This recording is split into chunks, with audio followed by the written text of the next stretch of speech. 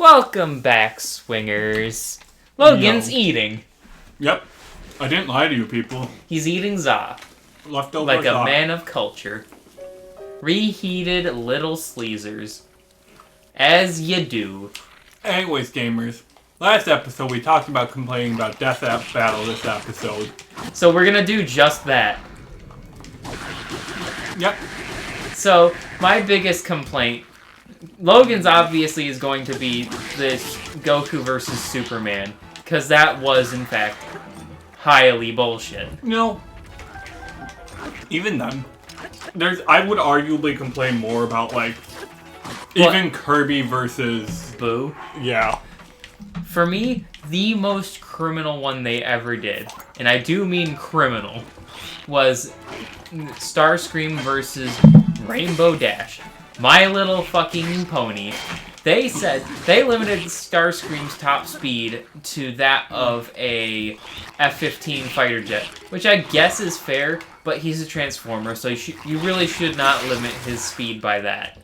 Yeah, because just because that's what he transforms into doesn't mean he can't go faster than the plane. Because, like, that's just what he's based on. That's not what he actually is. Yeah. That's just the look he took on. That's just what he felt like jiving with that day. So, other than that, what is your logic that a pony can destroy a giant living piece of metal? With null rays that are specifically meant to destroy organic matter. Good question. They said it would just headbutt him really hard. Oh, so the Goku approach. Basically. Except so much worse. How would it headbutt it that hard? Like, their excuse was very piss poor about how it... Because Starscream is a conniving little bastard. Let's be honest. And he literally gets shot by lasers and things all the time and survives.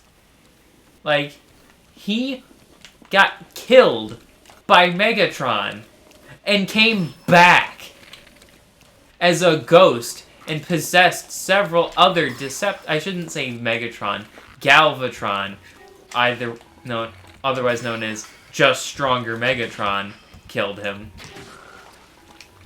And he came back as a ghost and started possessing other Decepticons and Autobots. Huh.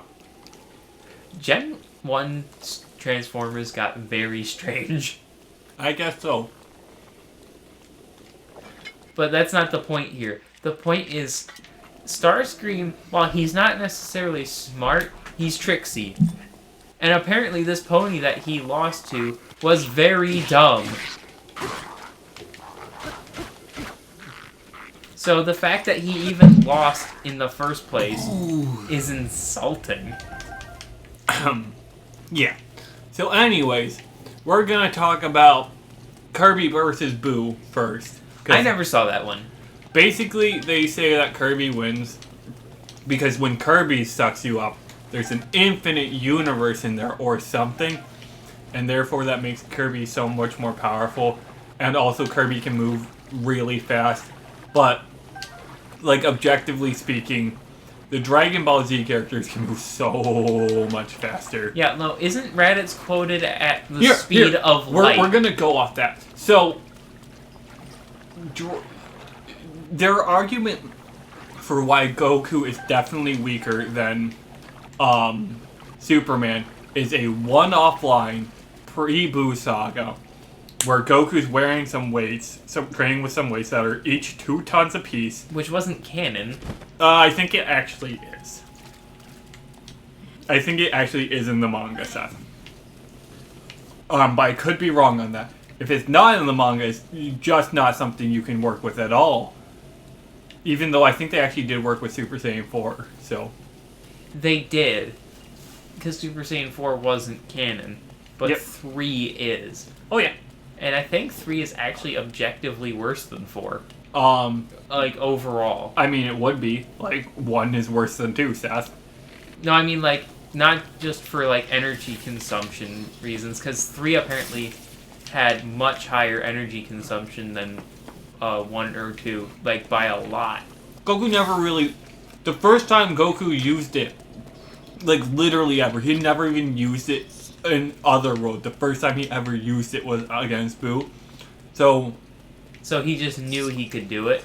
Yeah. So he wasn't used to the form, so that's going to be a big part of the energy consumption. But their reasoning for Goku losing to Superman was a one-off line where Goku, in his base form, was flinging around with 10 or 40 tons. No, 2 tons or 8 tons total, 2 tons on each arm. But he was unable to easily move around with 10 tons on each limb, which was a 40-ton total. And so they used that to calculate the limit of Goku's power. Now here's the problem with that. Goku had no problem moving around with 2 tons, or with 8 tons on him, right? Mm-hmm.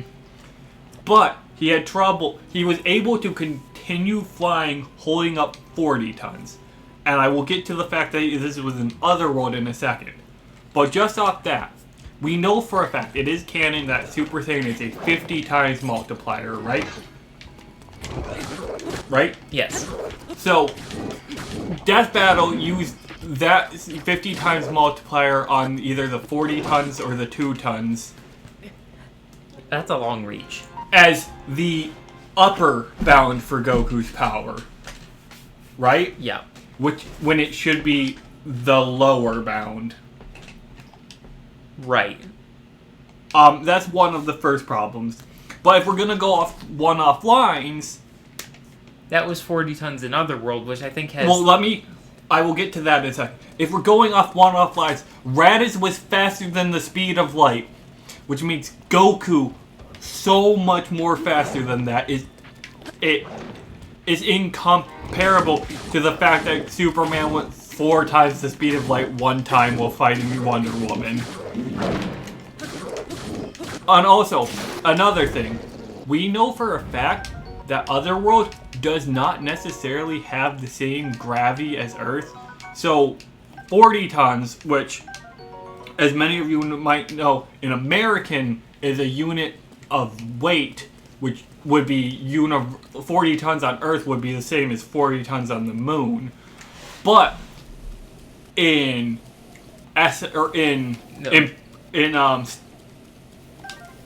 No, it wouldn't be the same. Yes, it would be. An object that weighs 40 tons would not weigh 40 tons on the moon, though. Ah, I see But what you're 40 saying. tons of force is the same as 40 tons of force. Okay. But when it comes to mass, there is a ton measure for mass as well, and that is the British ton, and it's roughly 2,000 kilograms. I think it's or just 1,000 It's roughly 1,000 kilograms. I think it's exactly 1,000 kilograms, which ends up being about 220 pounds, or 2,200 pounds. My bad. But that's a measure of mass, and if you take that mass to a planet that has 10 times the gravity, it's going to be 10 times heavier. So that 40 tons on that planet would be like 400 tons on our planet. Like, it'd take the same force to lift. But that's the thing. We know for a fact that Otherworld's gravity, we know King Kai's planet at the very least does not have the same gravity as Earth. Oh shit. And King Kai's planet is part of Otherworld. It's not necessarily unfair to assume that different areas of Otherworld would have different levels of gravity than Earth. And that's not something that they accounted for in their death battle as well. So not only did they poorly assume an upper bound for Goku's power, which should have been more akin to a lower bound realistically, they also completely ignored a different one-off line, which shows Goku being way, way faster than they claim he is. They assume high beams are At the exact same strength as a punch, which is the whole point of them. They're not. yeah. Gokan would not have been able to punch Cell to death, but he was able to blast him to death with a laser. Well, sort of. He could have, but he missed. What do you mean he missed? He didn't blow up all of Cell. Yes, he did. Goku. Gohan. You said Goku. I'm pretty sure I said Gohan, but I definitely meant Gohan. Oh yeah, I'll get to that, because that's a thought that occurred to me, and Seth agrees with me on that. But I'll get to that. But they also blow up the moon in the beginning of Dragon Ball? Yeah, the beginning of Dragon Ball, where everyone's at their weakest. Yeah. Roshi is at like a power level of 8. Actually, I don't think Roshi gets stronger between Dragon Ball and Dragon Ball Z. I think his max was 300 or something. No. No, it was 230. No, I think he was sub 200 even. Which, at the end of Dragon Ball, Goku was in the 300 range. No, at the beginning of Z, Goku was 330 before powering up and before taking off his armor. Or his weighted training clothing.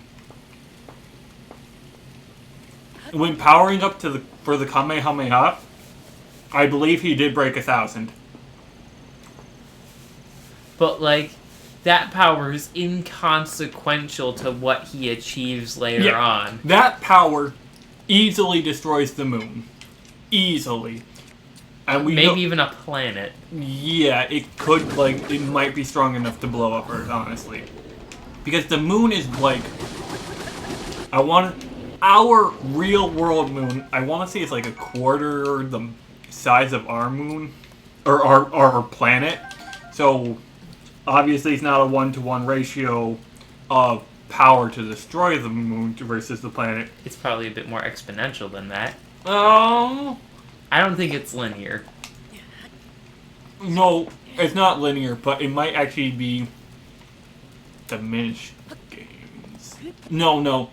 If you double volume, or if you double radius, you quintuple volume, or not quintuple, octuple volume, which would assumedly octuple mass. That's not exactly how it works because gravity. But, yeah. But the point is, they were blowing up the moon in Dragon Ball. The moon is, ridiculously big in comparison to Earth. Like, the real moon. Our moon is really big in comparison to Earth. And if you assume that comparison holds in Dragon Ball, them blowing up planets is not that far-fetched once they actually start talking about the fact that they could do it. And slinging around that kind of power. Yeah. And so, Superman's never blown up